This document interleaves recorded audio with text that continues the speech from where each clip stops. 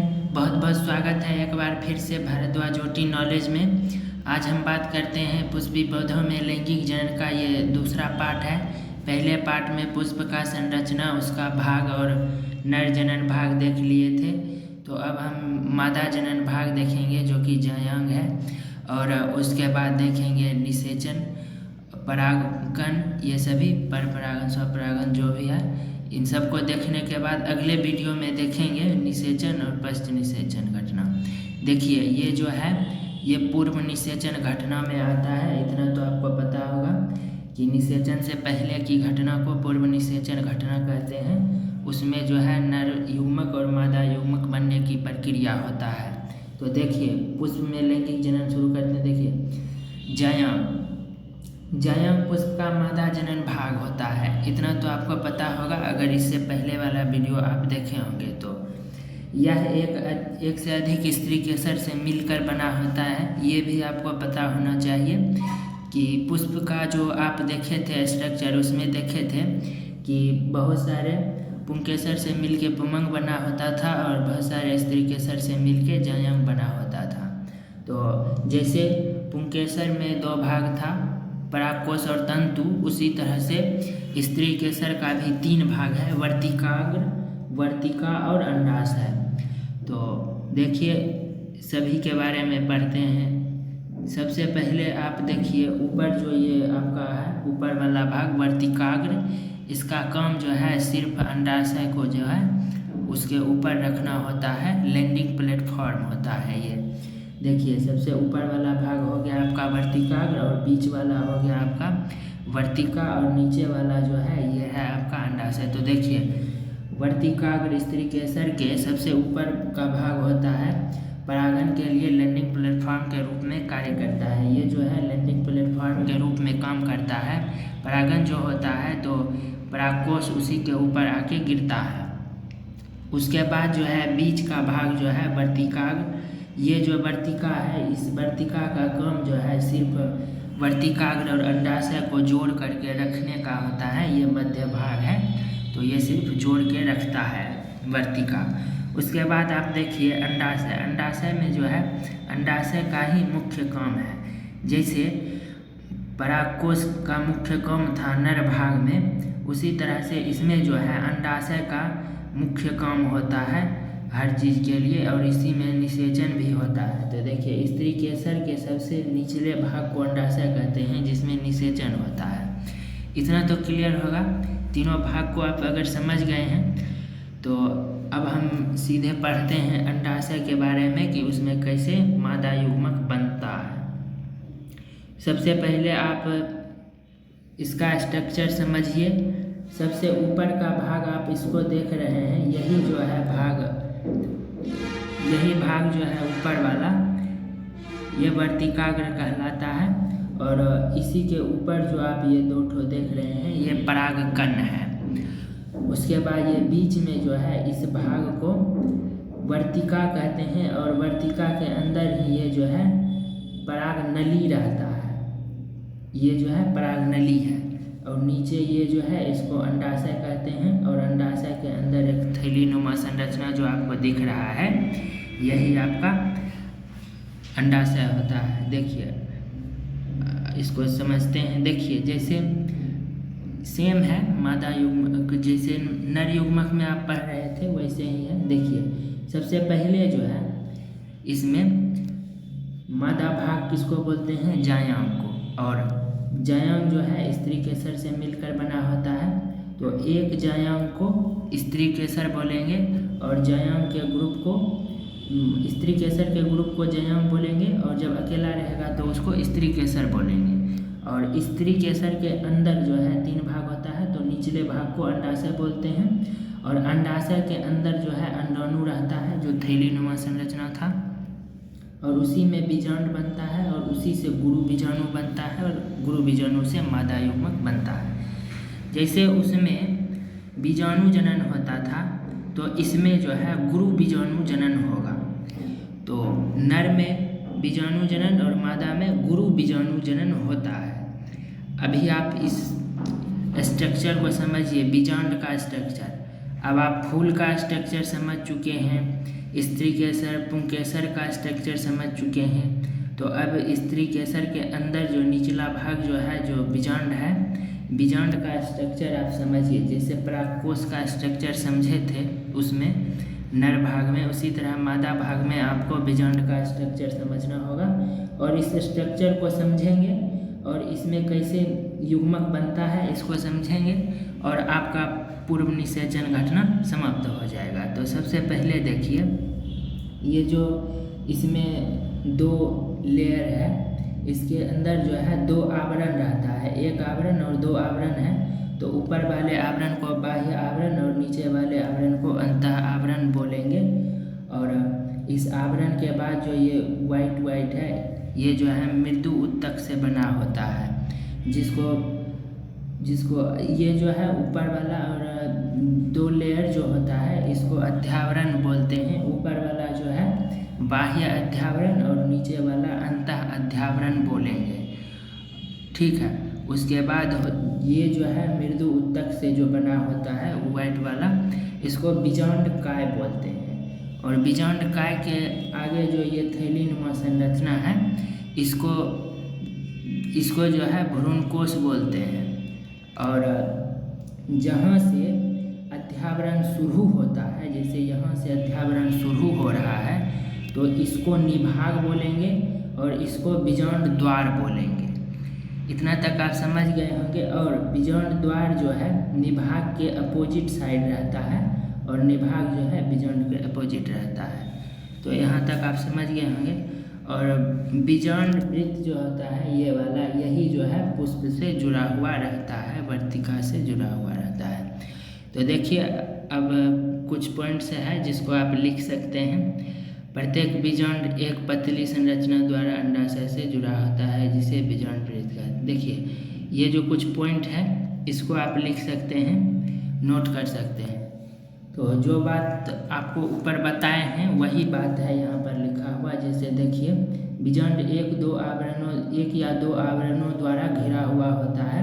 बाहरी आवरण को बाह्य अध्यावरण तथा आंतरिक आवरण को अंतः अध्यावरण बोलते हैं। उसके बाद देखिए बीजांड का वह भाग जहाँ अध्यावरण निकलता है निभाग कहलाता है, ये भी आपको बता दिए।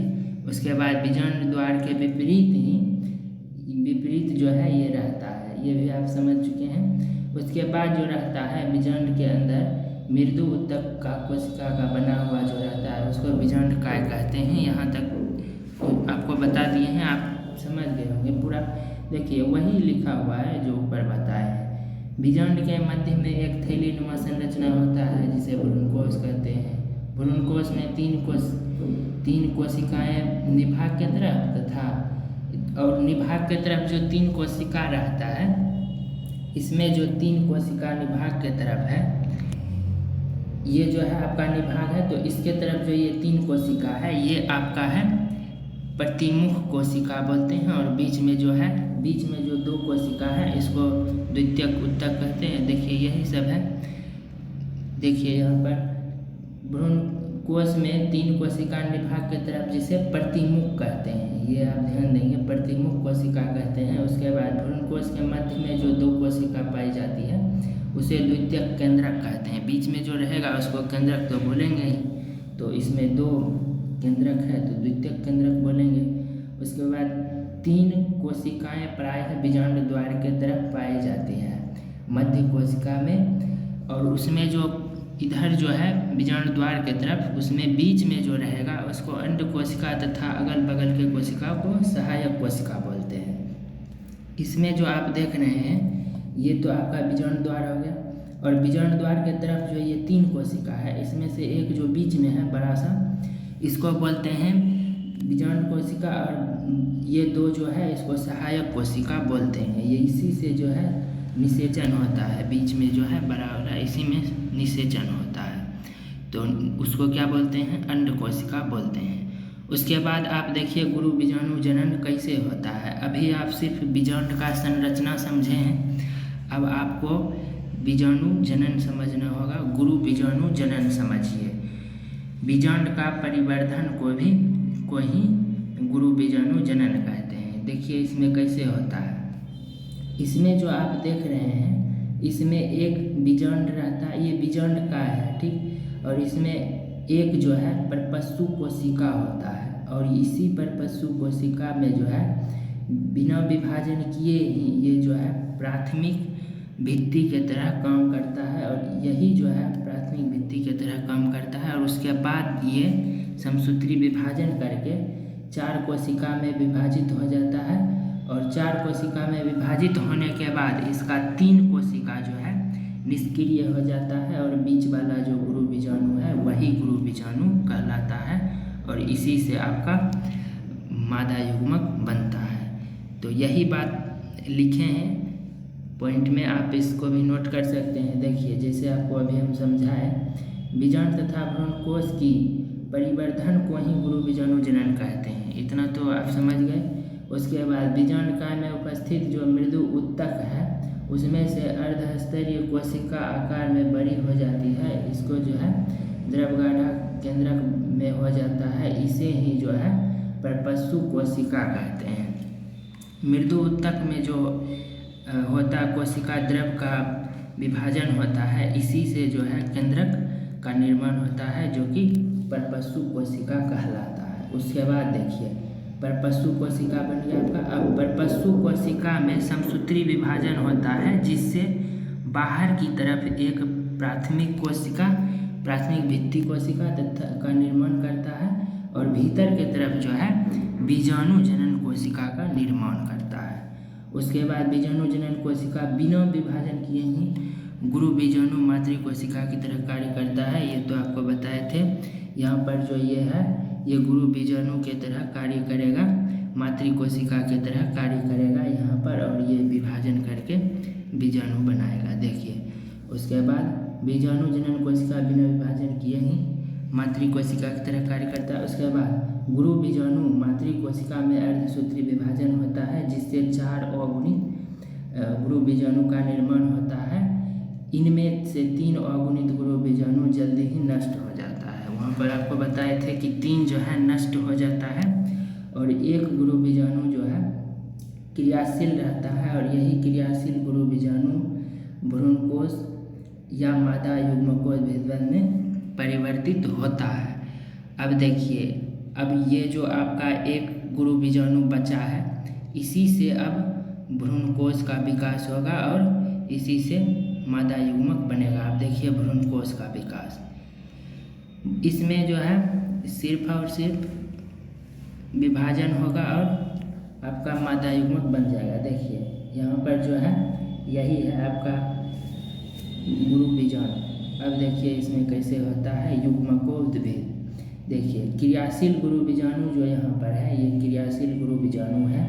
यही जो है भ्रूणकोश की प्राथमिक कोशिका है। यह गुरु बीजाणु वृद्धि कर बीजांड का अधिकांश भाग घेर लेता है। यही जब वृद्धि करेगा तो अधिकांश भाग घेर लेगा, और उसके बाद इसका केंद्रक समसूत्री विभाजन के द्वारा 2 केंद्रक में विभाजित हो जाता है, और दोनों केंद्रकों दोनों ध्रुव पर जो है एकत्रित हो जाता है। यहाँ पर आप देख रहे होंगे कि इसमें जो समसूत्री विभाजन हुआ और 2 केंद्रक दोनों ध्रुवों के तरफ एकत्रित हो गया। फिर इसमें जो है समसूत्री विभाजन होगा और 2 2 4 हो जाएगा, फिर 4 से 8 हो जाएगा। देखिए यहाँ तक आप समझ जाते हैं।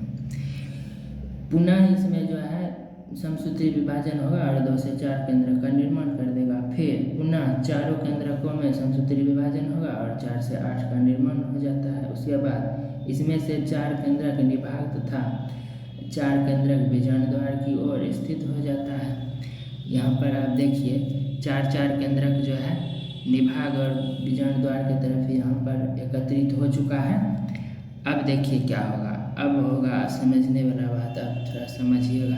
देखिए इसके बाद जब 4 ध्रुव के तरफ और केंद्र के तरफ हो जाएगा, उसके बाद 3 केंद्रक जो है निभाग की ओर स्थित हो जाएगा। कोशिका द्रव में विभाजित करके प्रतिमुख कोशिका कहलाते हैं। आपको पता है निभाग की तरफ जो 3 कोशिका रहेगा ये आपका प्रतिमुख कोशिका कहलाएगा, और 3 केंद्रक जो है बीजांड द्वार की ओर स्थित हो जाएगा। और यही जो है कोशिका द्रव का विभाजन करके मादा युग्मक कहलाती है। तथा अगल बगल में जो आपको बताए थे नीचे में जो 3 रहेगा उसमें से एक रहेगा मादा युग्मक और बाकी का 2 जो है वो अगल बगल का जो है वो सहायक कोशिका कहलाती है। अब देखिए ध्रुवीय केंद्रक संयुक्त होकर जो है द्वितीयक केंद्रक कहलाते हैं। बीच में जो 2 केंद्रक था वो जो दोनों संयुक्त होकर द्वितीयक केंद्रक कहलाएगा। बीच में जो रहेगा वो केंद्रक ही कहलाएगा। उसके बाद देखिए यही जो है परिपक्व होकर भ्रूणकोश 7 कोशिकीय होता है। मतलब अब देखिए आपका परिपक्व हो चुका है। इसमें जो है आप ध्यान से देखेंगे, ये आपके लिए एक क्वेश्चन हो जाएगा। इसमें आप देखिए 8 कोशिका है। इसमें देखिए 8 केंद्रक है, कोशिका नहीं केंद्रक। इसमें 8 केंद्रक है, 3 ऊपर 2 बीच में और 3 नीचे। 8 केंद्रक है लेकिन कोशिका सिर्फ 7 है। क्यों? क्योंकि बीच में जो 2 केंद्रक है ये एक ही कोशिका है, क्योंकि द्वितीयक केंद्रक है वो। तो ये दोनों एक कोशिका में मिला हुआ है, एक सेल में ही मिला हुआ है। तो कुल मिला के 7 सेल हुआ आपका और 8 केंद्रक हुआ।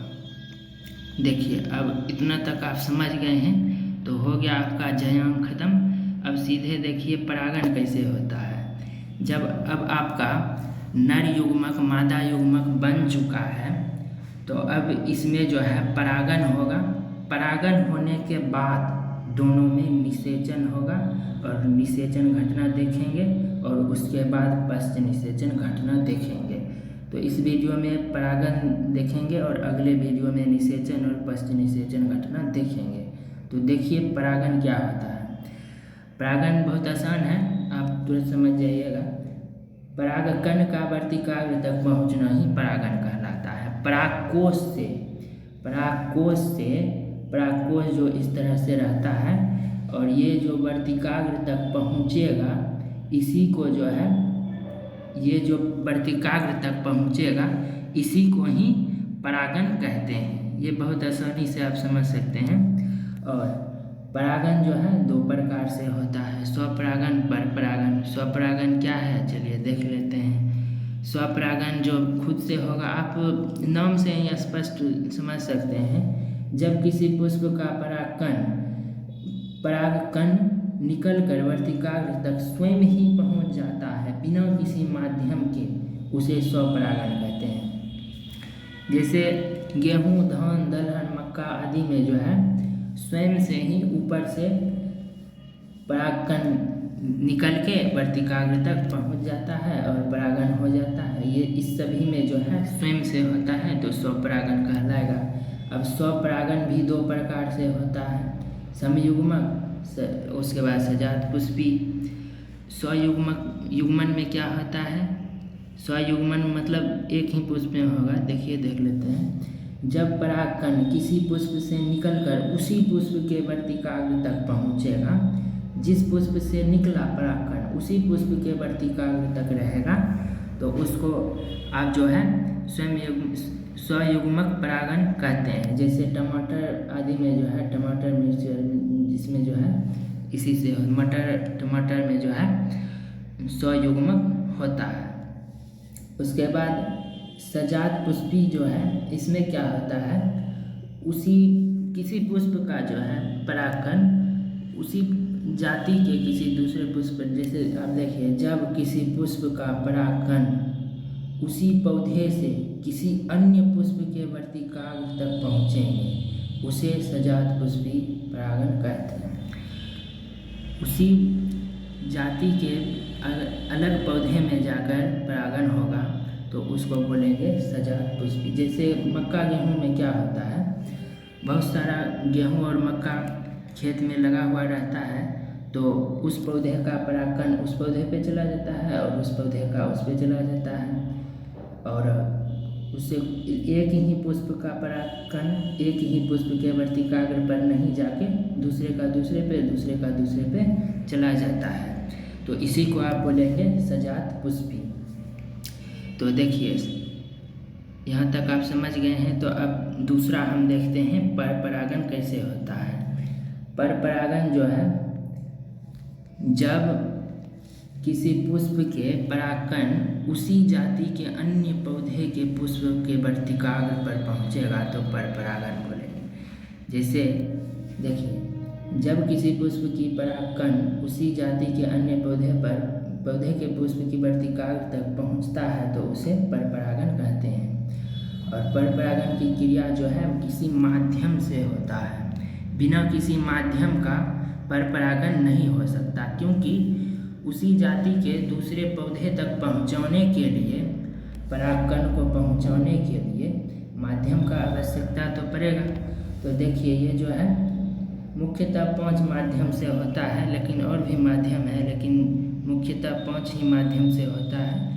इस पांचों को देखिए, जैसे हाइड्रोफिली का मतलब है जल के द्वारा परागण होगा तो हाइड्रोफिली, और एनीमोफिली का मतलब है वायु के द्वारा होगा तो एनीमोफिली, और एंटोमोनोफिली का मतलब कीट के द्वारा। और सबसे अधिक जो होता है ना, कीट के द्वारा ही होता है। उसके बाद देखिए, ऑरिथो जो है पक्षी के द्वारा, ऑर्निथोफिली जो है पक्षी के द्वारा होता है। जब पक्षी किसी पुष्प पर बैठेगा तो उसके पंजे में लग के फिर दूसरे पुष्प पे जाएगा, तो इस तरह से जब होगा परागण तो उसको ऑर्निथोफिली बोलेंगे। उसके बाद है जूफिली, ये जो है बड़े बड़े जीवों के द्वारा होता है, बड़े बड़े फूलों में होता है।